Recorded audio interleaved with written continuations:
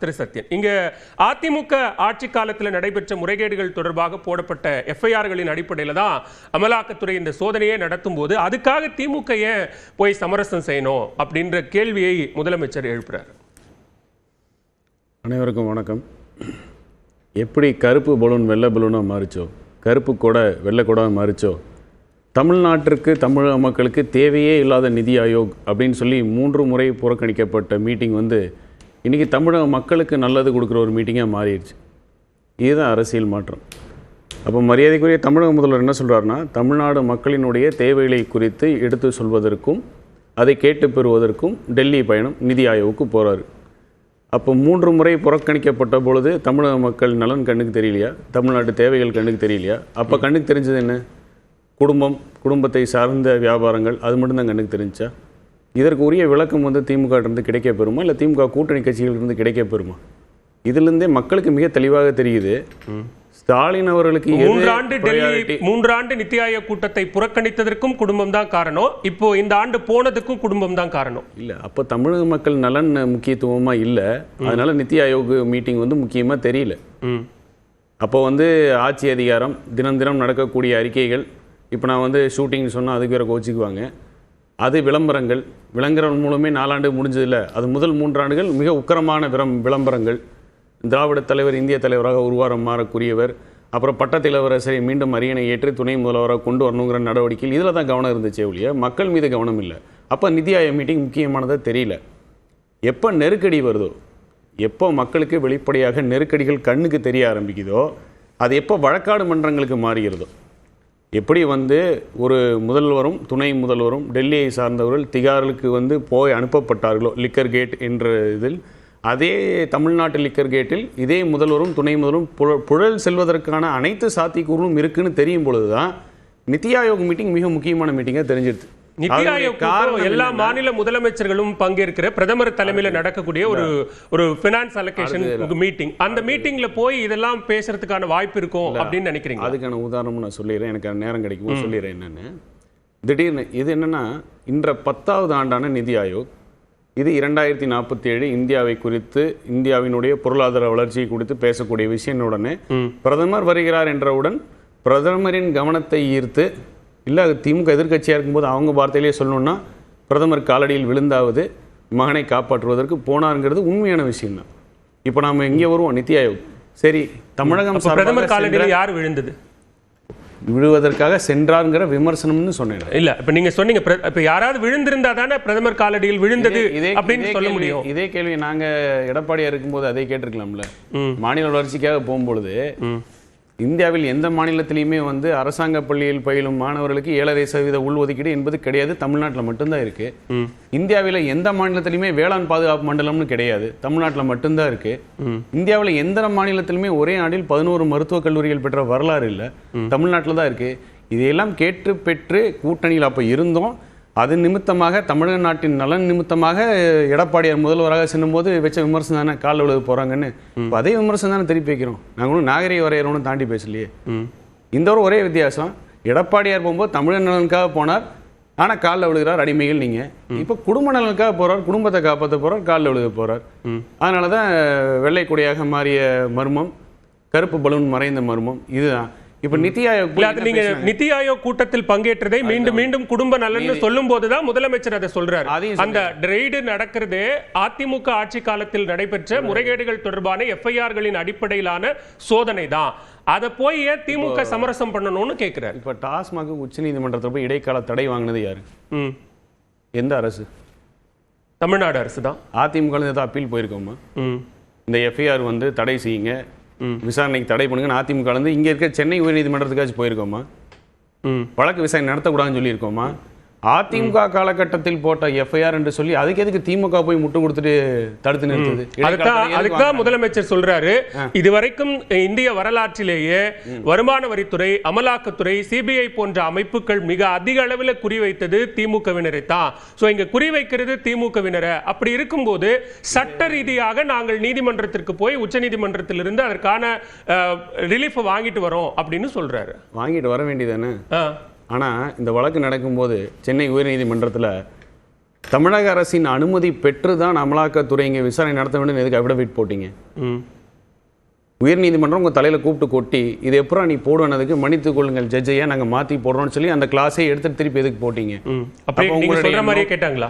உங்களுடைய நோக்கம் அதான் இல்லை எப்படிடா அப்படின்னு அது மாதிரியே கேட்டாங்க. ஆமாம், உயர்நீதிமன்றம் இங்கே கேட்ட கேள்வி இந்த கிளாஸ் எப்படி போடுவீங்க, உங்களை அனுமதி பெற்று தான் நீங்கள் விசாரணைக்கு வரணுங்கிற கிளாஸ் நீங்கள் எதன் அடிப்படையில் போட்டீங்க அப்படின்னு கேட்ட பிறகு தான் அது நீக்கப்பட்டது. இது எல்லா ஊடகத்துலையும் வந்த செய்தி. அப்போ உங்களுடைய நோக்கம் ஏதாவது ஒரு ஊழல் நடந்தது வந்து காப்பாற்றணும். யாரை காப்பாற்றணும்? யார் அந்த தம்பிகள்? திடீரென்று துபாய் சென்ற தம்பி யார்? திடீர்னு அங்கிருந்து யூகே சென்ற தம்பி யார்? ஒரு அமைச்சரோட மகன் 2 வருஷம் காணாம போயிட்டார். அவர் பேர் அசோக். ஆனா 2 வருஷம் கழிச்சு நீதிமன்றத்தை வந்து அவரே ஆஜராயிட்டு போறாரு. காவல்துறை சொன்னது அவரை கண்டுபிடிக்க முடியலன்னு. இப்படிப்பட்ட அவலங்கள் எல்லாம் தொடர்ச்சியாக மக்களே பார்த்துட்டு இருக்காங்க. செந்தில் பாலாஜியோட தம்பி 2 வருஷம் காணம் தானே சொன்னாங்க. சகோதரர் தம்பினால மகன் சொல்லிட்டீங்க. இல்ல தம்பினால சகோதரர் தானே. யார் அந்த தம்பி? மகன்னு சொல்லிட்டீங்க, அதனால நான் அதை சகோதரர் சரி பண்ணேன். யார் அந்த தம்பின்னு சொன்னா அப்புறம் அது கனெக்ட் ஆயிடக்கூடாதுங்கிறக்காக சரி என்ன திடீர்னு வராரு, கோர்ட்ல வந்து போயிட்டு கையெழுத்து போட்டு போறாரு அப்படின்னு. இந்த மாதிரி அவலங்கள்லாம் நடக்கிறத பார்த்துட்டு தானே இருக்கும். 10 ரூபாய்க்கு மேல வச்சதுக்கு பலாயிரம் கோடி கடைசியில இப்போ இடி போட்டது உச்சநீதிமன்றத்தில்.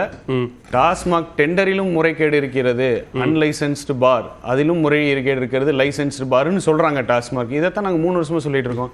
தமிழகம் முழுவதும் ஆயிரக்கணக்கில் அன்லைசன்ஸ்டு மதுபான பார்கள் நடந்து கொண்டு இருக்கின்றன. அதனுடைய கொள்முதல் என்னவென்று தெரியவில்லை.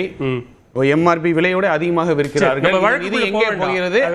இல்ல வழக்குக்குள்ள நம்ம ரொம்ப போக வேண்டாம். இல்ல வழக்கிலேயே போல. இல்ல நீங்க தொடக்கத்திலே இது அரசியல் அப்படின்னு சொல்லிட்டீங்க. அப்படியான ஒரு அரசியலாக இருந்தால் இந்த டெல்லி பயணத்துல அதிமுக முன்வைக்கக்கூடிய அரசியல் இந்த குடும்பத்தை காப்பாத்துறது அப்படிங்கறத தாண்டி வேற என்ன இருக்குன்னு கேக்குறேன். நான் வைப்பது வந்து குற்றச்சாட்டு, வழக்கு சம்பந்தமாவே பேசல. 3 வருட காலமாக அனைத்து இந்திய அண்ணா திராவிட முன்னேற்ற கழகம் பொதுச் சேர்ந்து நாங்க வைக்கக்கூடிய 10 ரூபாய் எல்லாமே வழக்குகளை உட்பட்ட விஷயம் தானே. எல்லாத்துக்கும் மேல மரியாதைக்குரிய நிதியமைச்சர் பிடிஆர் ஒரு பேட்டியில சொன்னது நாம நினைச்சிட்டு இருக்கோம் எல்லாமே டாஸ்மாக் கணக்குல வருது அப்படின்னு. உண்மையில அது வருதான்னு அவர் கேட்ட வீடியோ இருக்கு. வேணா இந்த முடிச்ச உடனே இந்த வீடியோ அனுப்புறேன். இருந்தா உங்க இதுல வந்து பரப்புங்க, ஒளிபரப்புங்க. இவ்வளோ நடக்கும் பொழுதும் கூட எதுவுமே நடக்கல. ஆனா நான் திடீர்னு நிதி ஆயோக் வந்து தமிழ்நாட்டுக்கு நல்லதுன்னு போறீங்க இல்லையா? நிதி ஆயோகம் 5 தலைப்புல விவாதம் பண்றாங்க. அதோட அப்ஜெக்டிவ்ஸ் சொல்றாங்க. முதல்ல வந்து பாலிசி ஃபார்முலேஷன், பாலிசி எடுக்கக்கூடிய. 2வது கோஆபரேட்டிவ் ஃபெடரலிசம், என்ன கூட்டாட்சி தத்துவம் சொல்றீங்களா, அதுல எக்கனாமிக் டெவலப்மெண்ட். 4வது sustainable goals, sustainable development goals. 5வதாக நாலேஜ் அண்ட் இன்னோவேஷன். இதனுடைய தரவரிசையில் பிளானிங் கமிஷன் இருக்கிறது நித்தி ஆயோக்னு மாத்திருக்காங்க. அது ஒன்றும் பெரிய சப்ப மீட்டிங்லாம் கிடையாது.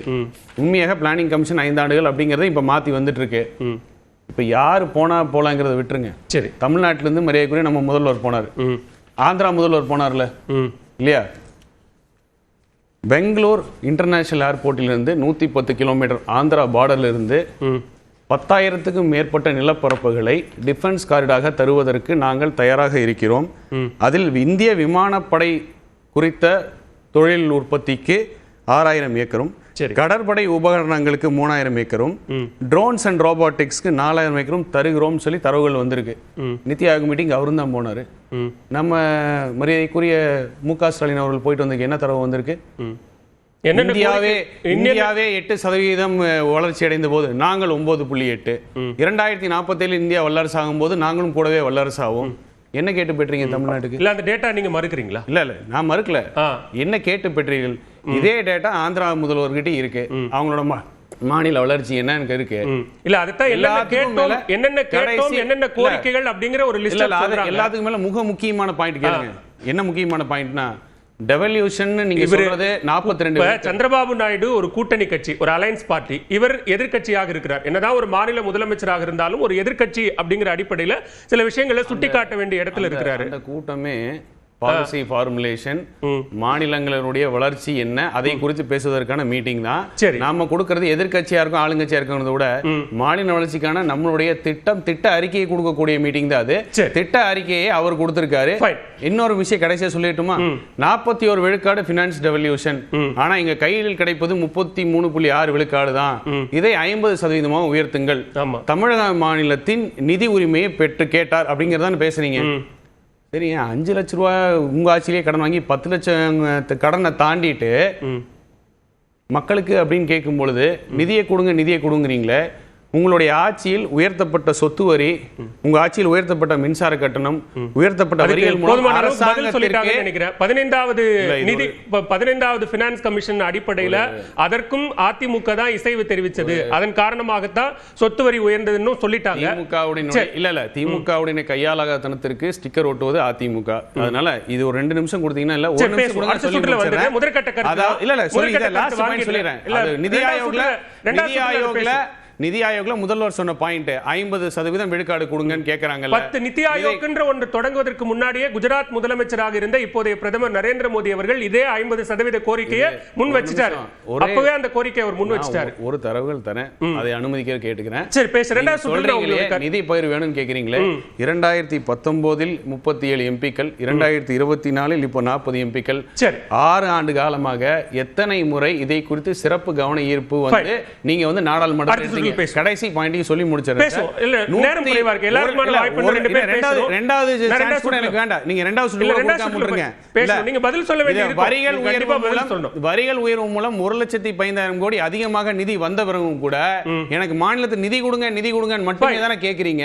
இதை தவிர்த்து மக்கள் நல திட்டங்கள் அப்படி எதுவுமே இல்லையே. 50% நிதி பகிர்வை தமிழ்நாட்டுக்கு அல்லது மாநிலங்களுக்கு கொடுக்க கூடாது அப்படிங்கிறது அதிமுகவுடைய நிலைப்பாடு. அப்படி எடுத்துக்கணுமா? எதுக்கு நீங்க மானியத்தினை பொன் மாநிலம் போடுறீங்க? இல்ல நீங்க அப்படி அவர் கேட்டது தவறு. நீங்க கேட்கக்கூடியதற்கு அடிப்படை ஆதாரங்கள் உங்கள் நடவடிக்கை எதிர்மறையா இருக்கு. உங்களுக்கு வருமானம் ஜாஸ்தியா இருக்கு, நீங்க கடன் அதிகமா வாங்கியிருக்கீங்க, மக்கள் நல திட்டம். ஆனா என்ன காசு பத்தல, காசு கொடுனா எப்படி கொடுப்பாங்கன்னு கேக்குறேன். ஓகே, இதே கேள்வி எல்லாருமே கேட்பாங்க. கடந்த ஆட்சி காலத்துல அதிமுக கேட்கல, மத்திய அரசு கிட்ட எந்த நிதியும் கேட்கல. அதிமுக வாங்கின கடன் அதை விட எத்தனை கடன் வாங்கியிருக்கீங்க இப்ப ஊர்வலத்தையே தெரியுது. இந்தியாவின் நம்பர் 1 கடன் வாங்கிய மாநிலம் தமிழகம்.